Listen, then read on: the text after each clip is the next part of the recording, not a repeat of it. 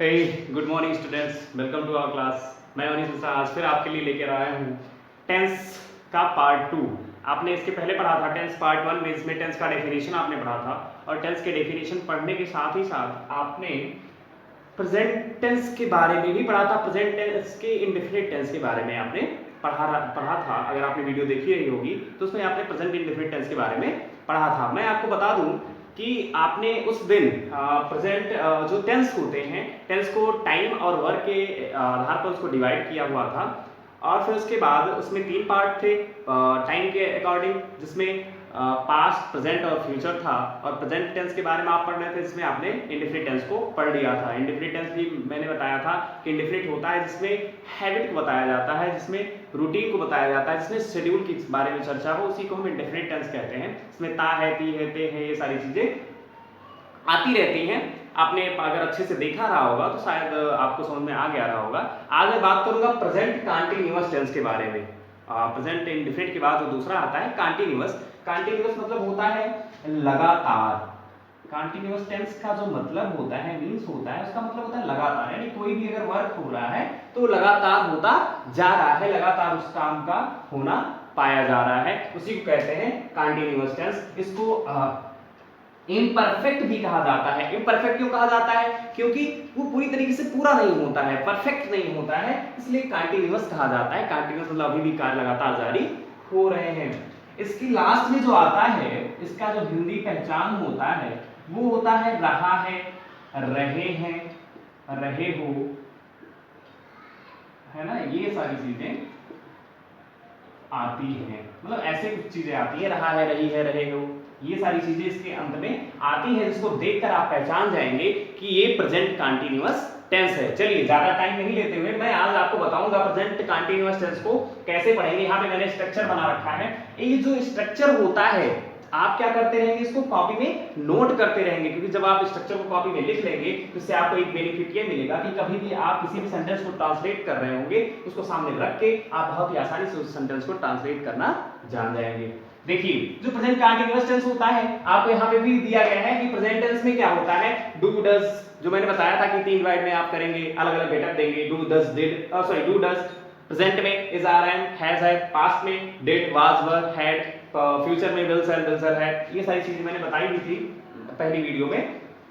आज मैं बताऊंगा कि सब्जेक्ट के साथ जो प्रेजेंट कंटीन्यूअस होता है उसमें सबसे पहले हम सब्जेक्ट का यूज करते हैं, सब्जेक्ट के बाद तुरंत हम इज आर एम का यूज करते हैं, इज आर एम के बाद फिर मेन वर्ब में आईएनजी का यूज करते हैं। ये देखिए यहाँ पे है ना मेन। अगर जब आपने इंडेफिनिट पढ़ा था उसमें मेन वर्ब का हमने फर्स्ट फॉर्म यूज किया हुआ था। कंटीन्यूअस आप पढ़ेंगे मेन वर्ब का फर्स्ट फॉर्म ही यूज करेंगे, लेकिन उसमें एक चीजें और ऐड कर देंगे। वो चीज क्या होती है? आईएनजी, है ना। जैसे क्या होता है, और सेंटेंस के लिए किसी भी आदमी के लिए खाना जितना जरूरी है उसी लिए प्रेजेंट कंटीन्यूअस में आईएनजी लगाना उतना ही जरूरी है। कार्य को लगातार होना बताने के लिए उसमें आईएनजी लगाना बहुत ही आवश्यक है। चलिए तो इसी तरीके से आप जानेंगे कंटीन्यूअस में मेन वर्ब की फर्स्ट फॉर्म में आईएनजी का प्रयोग करेंगे और परफेक्ट में मेन वर्ब की थर्ड फॉर्म का यूज करेंगे। परफेक्ट की बात हम नेक्स्ट वीडियो में करेंगे। अभी बात करते हैं कंटीन्यूअस की। कंटीन्यूअस में आप मेन वर्ब में आईएनजी लगाएंगे प्लस ऑब्जेक्ट लगाएंगे। अब इसको एग्जांपल के थ्रू आप समझ लेते हैं जिससे आपको थोड़ा बहुत समझ में आ जाएगा। एक सेंटेंस है मैं आ रहा हूं। सेंटेंस क्या है? मैं आ रहा हूं। इसको जब आप बनाएंगे तो सबसे पहले देखिए आपका स्ट्रक्चर जो है उसमें सबसे पहले क्या लिखा हुआ है? सब्जेक्ट। आपको सबसे पहले लिखना है सब्जेक्ट। सब्जेक्ट इसमें क्या है? मैं। चलिए मैंने लिख दिया आई। आई मींस मैं। अब है is M R. Is M R मतलब ये तो हेल्पिंग वर्ब है। अब आई के साथ क्या हम यूज करेंगे? आई के साथ हम एम का यूज करेंगे। I am. अब आना, यहां पे जो मेन वर्ब हो रही है, मेन वर्ब मतलब जो मुख्य क्रिया है, क्रिया क्या हो रही है? आने वाली। आने का मतलब होता है कम। और कम के साथ हम क्या लगाना है? जैसे क्या है? आईएनजी। जैसे खाने के लिए इंसान को जीने के लिए खाने की जरूरत है, वैसे कंटीन्यूअस को बनाने के लिए आईएनजी की जरूरत है। चलिए उसमें लगाएंगे कमिंग। सेंटेंस आपका रेडी हो गया, आई एम कमिंग। अब आप सोच रहे होंगे ऑब्जेक्ट, ऑब्जेक्ट इसमें तो है ही नहीं है। हाँ, अब आप सोच रहे होंगे कि कभी हमको इससे बड़ा सेंटेंस मिल गया तब मैं कैसे बनाऊंगा, तब कैसे बनेगा, ये सारी चीजें कैसे बनेंगी। आपने तो छोटा सेंटेंस रख दिया और आप उसको ट्रांसलेट कर लेंगे। जब मेरी बारी आएगी मुझे कोई बड़ा सा सेंटेंस मिल जाएगा, मैं कैसे ट्रांसलेट करूंगा? वो भी बहुत ही आसान है। कोई भी बड़ा से बड़ा सेंटेंस है या फिर छोटा सेंटेंस हो, उसके लिए सबसे ज्यादा जरूरी है स्ट्रक्चर। अगर आप स्ट्रक्चर को जानते हैं, अगर आप रूल को जान रहे हैं, तो आपको जरूरी नहीं कि चाहे सेंटेंस छोटा हो या बड़ा हो, बहुत आराम से बना लेंगे। जैसे अगर यही होता कि मैं दिल्ली से आ रहा हूँ, अभी तो मैं आ रहा हूँ, तो इसलिए मैंने आई एम कमिंग कर दिया। मैं दिल्ली से आ रहा हूँ, तो दिल्ली से अगर आ रहा हूँ तब भी वही सारी चीजें होती। मैं दिल्ली से आ रहा हूँ, I am coming from Delhi, यानी आपको क्या करना है, घर से आ रहा हूँ, I am coming from home, यानी आपको बस वही क्या करना है, फ्रॉम टू या उसी से सेंटेंस को जोड़ के ऑब्जेक्ट को लिख देना है। चलिए अब दूसरा देखते हैं। वह एग्जाम की तैयारी कर रहा है, वह एग्जाम की तैयारी कर रहा है, कर रही है। चलिए वह एग्जाम की तैयारी कर रही है। अब ये क्या है, चलिए वह कर रही है तो वह मतलब ही, अरे ही कैसे होगा, अभी तो मैंने रही कर दिया ना। चलिए यहां होगा सी। अब सी के साथ क्या लगाएंगे, सब्जेक्ट आपने सी लिख दिया, सी के साथ क्या लगाएंगे, इज आर में से इज, क्योंकि सी क्या है, सिंगुलर है, सी के साथ हमने लगा दिया इज। अब सी इज हो गया। अब है आपको मेन वर्ब लिखना है। मेन वर्ब इसमें क्या हो रहा है, तैयारी। तैयारी मतलब किसी चीज की तैयारी। तैयारी की इंग्लिश होती है प्रिपेयर, आपने लिख दिया प्रिपेयर। अब उसके बाद प्रिपेयर में आपको आईएनजी भी तो लगानी है, प्रिपेयरिंग, यानी सी इज प्रिपेयरिंग। अब किसकी तैयारी कर रही है, एग्जाम की, तो for exam, she is preparing for exam, यानी बस वह एग्जाम की तैयारी कर रही है। उसका हमने ट्रांसलेट किया सेम इसी स्ट्रक्चर के अकॉर्डिंग, हमने बहुत ही आसानी से इसको ट्रांसलेट कर दिया। अब आपको कोई दिक्कत नहीं होनी चाहिए, बस आपको स्ट्रक्चर आप इसको समझ लेंगे, बहुत आसानी से सारे सेंटेंसों का ट्रांसलेशन करना सीख जाएंगे। अब आप देखते हैं जो तीसरा सेंटेंस है, तुम हमारे बारे में सोच रहे हो। कौन सोच रहा है, तुम हमारे बारे में सोच रहे हो। अब तुम तो कुछ ना कुछ सोच ही रहे हो, तो तुमको हम क्या हिंदी में सॉरी इंग्लिश में क्या लिखते हैं, यू। यू क्या है, यू तो सिंगुलर नहीं प्लूरल है, तो यू के साथ हम क्या लगाएंगे, आर, यू आर। हमने क्या लिख दिया, सब्जेक्ट लिख दिया, हेल्पिंग वर्ब लिख दिए। अब हमको लिखना है मेन वर्ब। मेन वर्ब में क्या हो रहा है, सोचना। सोचना मतलब थिंक।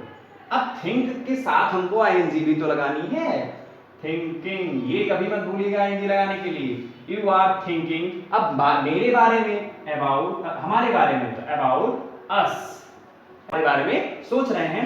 फिर उसके बाद है जो दूसरा अगला है, यानी अफर्मेटिव आप समझ गए। अफर्मेटिव में इतनी सारी चीजें हैं, आप उसको बहुत आसानी से समझ गए। अब आता है निगेटिव। निगेटिव क्या होता है, निगेटिव मतलब इसमें नहीं चीजें आती हैं, जो नकारात्मक शब्द आते हो। आपने प्रेजेंट में पढ़ा रहा होगा, प्रेजेंट इंडेफिनिट में निगेटिव, अफर्मेटिव और इंट्रोगेटिव। उसी तरीके से सेम इसी को बनाना है, केवल हेल्पिंग वर्ब के जस्ट बाद हमको नॉट,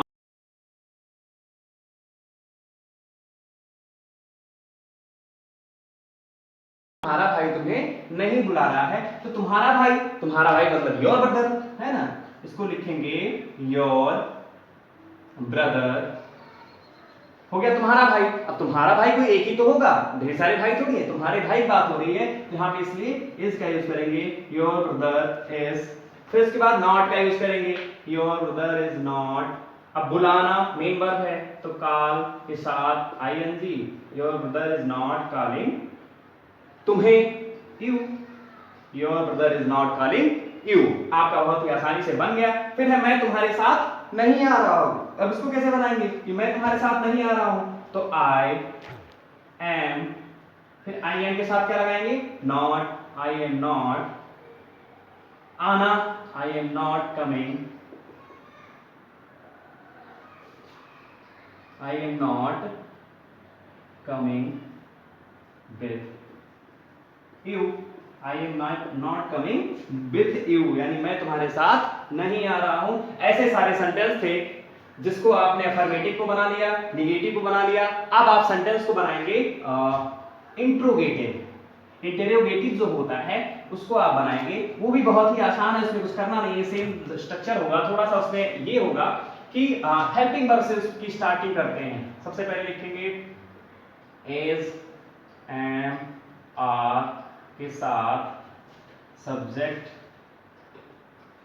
प्लस वही main verb plus main verb के साथ आईएनजी, फिर उसके बाद ऑब्जेक्ट, यानी सेम ही रहेगा इंटरोगेटिव। अब ये सेंटेंस है कोई इंटरोगेटिव का, क्या तुम मुझसे बात कर रहे हो, क्या तुम मुझसे बात कर रहे हो, क्या तुम मुझसे बात कर रहे हो, यानी क्या तुम मुझसे बात कर रहे हो, इसको आपको बनाना है। तब आप क्या करेंगे, सबसे पहले तुम, यहां पे सब्जेक्ट क्या है, तुम मतलब यू प्लूरल है तो एक साथ लगाएंगे आर, यानी हेल्पिंग वर्ब को सबसे आगे कर देंगे तो हेल्पिंग वर्ब हम लिखेंगे आर यू। अब आर यू हो गया, अब उसके बाद मेन वर्ब लिखेंगे बात करना, are you talking to me, मुझसे बात कर रहे हो, टॉकिंग टू मी। उसके बाद पीछे क्या लटका देंगे, इंटरोगेटिव का साइन लटका देंगे। फिर है तो इसी तरीके से आपको बनाना है कि क्या तुम मुझसे बात कर रहे हो, are you talking to me, बस आपका सेंटेंस बन गया। आपने प्रेजेंट टेंस के डिफरेंट में जब मैंने आपको बताया था, एक होता है इंटरोगेटिव और एक होता है डबल इंटरोगेटिव। डबल इंटरोगेटिव का मतलब होता है जिसका आंसर हम यस आर नो में नहीं दे सकते हैं। अगर मैंने पूछा क्या तुम मुझसे बात कर रहे हो, यस, आपने आंसर दे दिया। क्या तुम मुझसे बात कर रहे हो, नो। लेकिन जो डबल इंटरोगेटिव होता है उसमें हम बात का आंसर यस आर नो में नहीं दे सकते हैं, या फिर जो उसमें प्रश्न पूछने वाले सेंटेंस होते हैं वो बीच में कहीं आएंगे। जैसे क्या होता है, एक सेंटेंस, हाँ, उसमें क्या होता है, स्ट्रक्चर जो उसका होता है उसमें WH वाले वर्ड होंगे। सबसे पहले स्टार्ट WH वाले वर्ड से होगी सेंटेंस की। WH वर्ड वाले का मतलब होता है what, where, when, who, why, है ना। इसी तरीके से ढेर सारे सेंटेंसों से WH वाले सेंटेंसों से उसकी स्टार्ट होगी। प्लस WH फैमिली के बाद क्या होगा, इज, आर, एम, आर के बाद सब्जेक्ट प्लस मेन वर्ब की first form plus ING plus object, यानी इतना सारा आपका स्ट्रक्चर हो गया। और स्ट्रक्चर के साथ आपको एक एग्जांपल के थ्रू मैं इसको समझा भी दे रहा हूं कि किस तरीके से आप समझेंगे। जैसे हो गया, हाँ, एक एग्जांपल है, तुम आज रात कहां जा रहे हो। हाँ, एक चीज और है कि आपको पूरे सेंटेंस में रहे हो, रहा हो, ये रही हो, ये सारी चीजें मिलती जा रही हैं, मतलब ये कंटीन्यूअस टेंस ही आप पढ़ रहे हैं। अब देखिए, तुम आज रात कहां जा रहे हो, अब सबसे पहले हमको WH वाले वर्ड लिखने हैं। WH वाले वर्ड कैसे लिखेंगे, कहां की इंग्लिश क्या होती है, वेयर। वेयर के साथ क्या लगाएंगे, इज, आर, एम में से तुम है तो वेयर आर, तुम का क्या होगा, you, where are you. Subject भी हो गया, आप लिखेंगे मेन वर्ब मतलब क्रिया, मतलब जाना, वेयर आर यू, गो, उसमें ING, गोइंग। फिर ऑब्जेक्ट में है आज रात, यानी टुनाइट,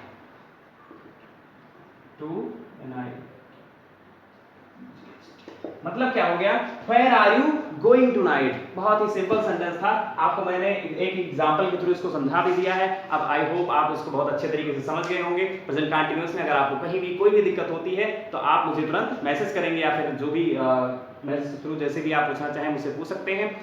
और हाँ, आप इस वीडियो को लाइक भी करेंगे जिससे मुझे पता चलता रहेगा, आप इसको कमेंट करते रहेंगे, बताएंगे कि कैसा वीडियो है, क्या इसमें दिक्कत हो रही है, जो भी सारी चीजें होंगी आप बताते रहिएगा। और फिर इसके बाद अगले वीडियो में मैं परफेक्ट टेंस की बात करूंगा। तब तक के लिए गुड बाय।